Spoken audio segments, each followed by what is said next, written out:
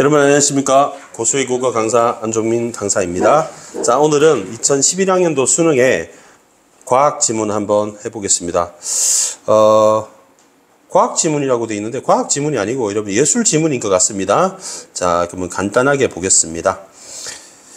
자, 여기 보시면 전통적인 철학적 미학이라고 나와 있어요. 우리 미학이라는 거는 여러분 좀 외워두시면 좋을 것 같습니다. 예술 철학입니다. 예술 철학입니다. 그래서 과학 지문이 아니고 예술 지문으로 보거나 아니면 철학이니까 인문 지문으로 보는 게 맞겠습니다. 이 두 개가 통합이 되어 있다고 보면 되겠고요. 그 다음에 여러분 전통적이라는 말이 나오면 새로운이라는 말이 나올 겁니다. 알겠죠? 그러면 세계관, 인간관, 정치적 인연 같은 심오한 깊은 정신적 내용의 미적 형상화를 예술의 소명으로 본다. 소명은 사명, 할 일인 거고요. 전통적 철학적 미학에 대한 얘기를 봅니다. 되게 심오하답니다. 근데 반면이니까 현대가 나왔죠. 선생님 아까 예측했잖아요. 전통적 나오면 새로운이 나와야 되잖아요. 그럼 기억하고 니은은 서로 다르겠죠. 시대도 다르고 체계 미술 미학 이론입니다. 그러면 기억하고 니은 중에 더 중요한 거는 두 번째 나오는 거라고요. 체계, 이론, 미학, 시스템, 시어리, 미학입니다. 알겠죠? 네. 미학을 영어로 몰라가지고 내용의 구속성에서 벗어나. 여러분 여기 내용이 있죠, 여러분. 여기는 내용이 있고요. 위에는 내용이 있고 얘는 내용에서 벗어납니다. 이거 뭐야? 내용 얘는 벗어나. 이게 제일 중요한 겁니다. 얘는 내용이 중요하고 주제가 중요하지. 근데 내용에서 벗어납니다. 알겠죠? 내용에서 벗어나면 형식만 있겠죠. 이것은 바로 니은입니다. 예술의 미적 유희, 아름다움의 즐거움을 통제하는 모두 외적 연관. 그럼 이것들이 이게 바로 뭐냐? 이게 내용입니다. 벗어나죠. 벗어나죠, 여러분. 내용 구속성에서 벗어났죠. 그럼 여기에서 벗어났죠. 그럼 이거하고 내용 구속성하고 같은 말이죠. 노란색으로 표시해 드릴게요. 여러분은 못 알아들을 것 같아서. 내용 구속성에서 뭐 한다고요? 벗어났죠. 그러면 삐리리리리에서 벗어났죠. 그럼 뭐가 같은 말입니까? 내용 구속성과 미적 유희를 통제하는 모두 외적 연관이 바로 같은 말이 되는 거죠. 네. 하나의 자기 체계가 나왔으니까 체계 이론 미술입니다. 미학입니다.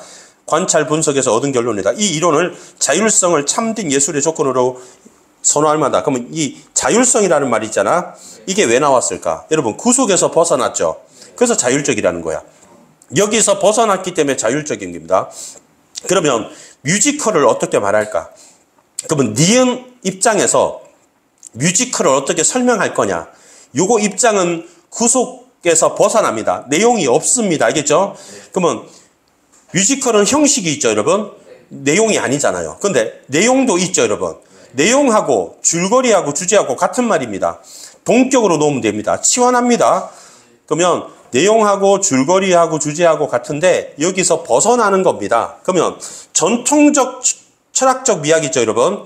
얘는 내용이 중요하니까 얘도 중요하죠. 그러면 내용도 있고 형식이 잘 어울려야 돼. 여기 형식 있죠? 내용이 있죠? 잘 어울려야 되는 거예요. 이런 고전적 기준, 옛날 거 이해됩니까? 그러면 어느 하나라도 소홀히 하면 안 되겠죠. 왜냐하면 내용과 형식이 조화를 이루어야 되는데 내용이 소홀하거나 형식이 소홀하거나 둘 다 소홀하면 안 되겠죠. 그런데 뮤지컬은 극적 서사를 지는 게 극본이 요구되고 내용이 노래, 춤으로 표현되기에 무용과 음악이 핵심이 되고 이것 때문에 여러 가지가 요소가 갖춰야 됩니다. 근데 우리 중요한 거는 전통적인 철학적 미학에 따르는 게 아니라 체계 미학 이론 미학으로 따질 겁니다. 그죠? 근데 이 찬사를 받는 뮤지컬 중에 바로 전통적 기준인 내용과 형식의 조화에서 거리가 먼 사례가 있다는 겁니다. 바로 캐츠라고 하는 고양이들이라는 작품이 있는데 볼거리가 있다는 거예요. 볼거리, 들을 거리가. 알겠습니까? 자, 그러면 고양이를 주제로 했지만 내용 전달이 아니라죠, 여러분. 그럼 원래 전통적 기준은 뭐였습니까? 내용과 형식의 조화를 이루어야 되잖아요. 그런데 이 작품은 내용의 초점이 아닌 거예요. 그래서 춤과 노래 이런 거라는 겁니다. 알겠죠? 그러면 이 캐츠라고 하는 뮤지컬은 바로 내용이 중요한 게 아니라 형식이 중요한 거다. 그러면 전통적 기준에서 벗어나는 거죠. 그러면 체계 이론 미술을 기준을 끌어들이면 레뷰로서의 뮤지컬은 예술의 법례다. 이런 미학이 주류로 확립된 건 아니다. 하지만 전통적인 것도 지지받는 거기 때문이다. 이 입장에 준거할 때 체계 이론 미학 예술가는 숭고한 가치 지향성을 포기하는 형식 지향적 예술가로 해석될 수 있다. 그래서 새로운 이론 얘기 나와 있습니다. 알겠죠? 네. 자, 문제 풀어보겠습니다. 기억, 니은 문제입니다. 자, 기억은 위에 거, 밑에 거는 아래 겁니다. 당연히 1번은 내용과 형식을 모두 중시한다. 1번 맞는 말이죠? 그럼 정답이 1번이 되겠습니다. 뒤에 안 봐도 됩니다. 캐츠, 최근의 관점입니다. 여러분, 최근의 관점은 뭐였어요? 내용이 없어야 돼요. 이해됩니까? 자, 여러분, 주제가 나오면 안 됩니다. 알겠죠? 네. 그다음에 가사가 나오면 안 됩니다. 알겠죠? 네. 그다음에 주제가 나오면 안 된다고요. 그다음에 내면 노래가 나오면 안 돼요. 그러면 볼거리 형식만 얘기해야 되기 때문에 답이 1번이 되는 거고요. 그다음에 가나를 이해하라고 했습니다.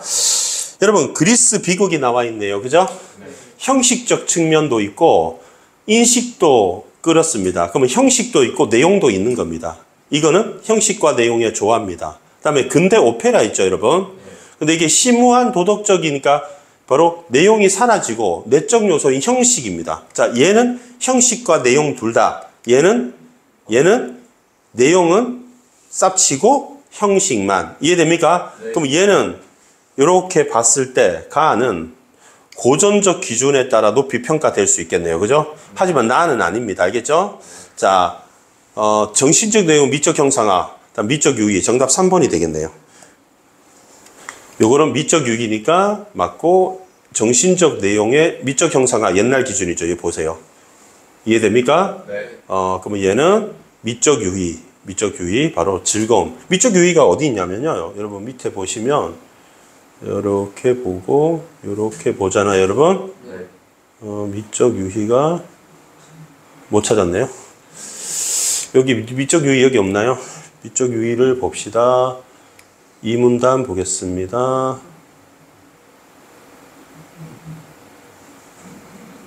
여러분, 이게 미적 유의 같은데요? 다양한 볼거리 형식.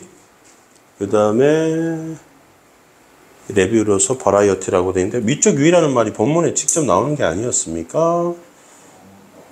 뭐 나오지는 않았네요. 그 다음에 여러분, 이게 교훈 아니죠, 여러분? 자, 보세요. 가는 뭡니까? 형식과 내용의 조화죠, 여러분. 그러니까 이거는 옛날 전통이죠, 여러분. 그럼 얘는 이게 아니라고 이거라고 돼 있잖아요, 여러분. 그럼 얘는 바로 형식만 있죠. 내용 없습니다. 그렇기 때문에 이거는 체계 이론 미학입니다. 알겠죠? 자, 이렇게 됩니다. 자, 그러면 교훈 아니죠. 그 다음에 잠깐만요. 이게 좀 이상하게 외적 연관이 나왔네요, 여러분. 네. 여기서 한번 잠깐 볼게요. 여기 보시면 외적, 내적을 했잖아요, 여러분. 네. 외적, 내적을 했는데 여기에 내적 요소라고 했죠, 여러분. 네. 근데 여러분 외적이라 하면 안 되는 거죠. 네. 그죠? 네. 안 됩니다. 그 다음에 미적 유의 나왔고요. 요거는 나가 틀렸고요. 요거는 애매하고 정답 3번 보면 되겠는데요. 3번 정답 맞습니까? 네. 오케이. 그 다음에 A와 바꾸어 쓰는 글자를 물어봤습니다. 소홀히 하는 거죠, 여러분. 소홀히 하는 거는 등한시 하는 거 아닙니까? 그죠? 네. 그래서 정한시 하는 거 정답 보시면 되겠습니다. 자, 오늘 강의는 이것으로 마치겠습니다. 고수익 국어는 항상 최선을 다하겠습니다. 여러분 감사합니다.